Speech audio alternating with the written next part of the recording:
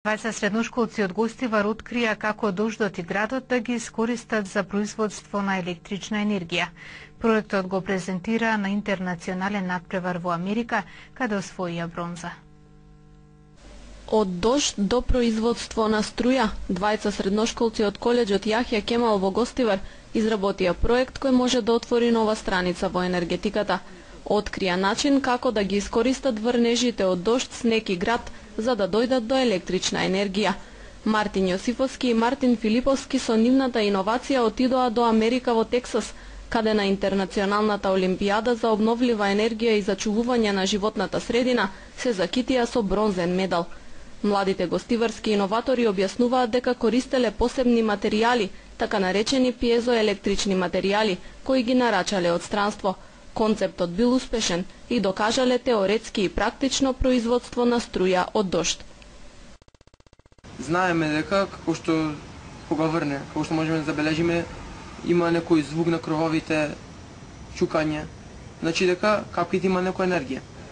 Епа сега проблемот беше како да собереме ни, како да земеме таа енергија да претвориме во електрична енергија. И тоа беше фактички главниот проблем на овој проект.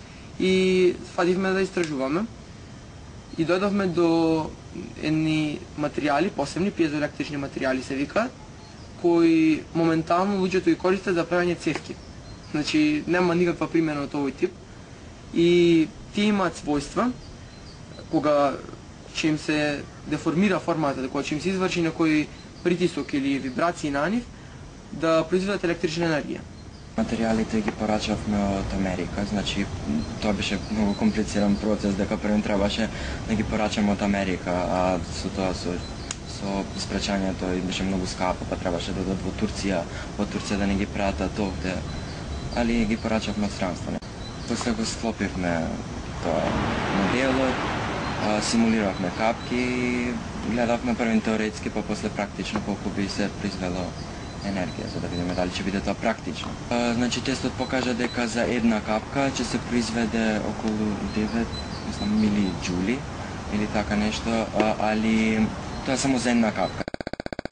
Средношколците имале многу предизвици за да стасаат на престижното надпреварување. Нивниот проект влегол меѓу 400-та избрани од вкупно 4000 поднесени од сите делови на светот. Јосифовски и Филиповски велат дека тоа е незаборавно искуство.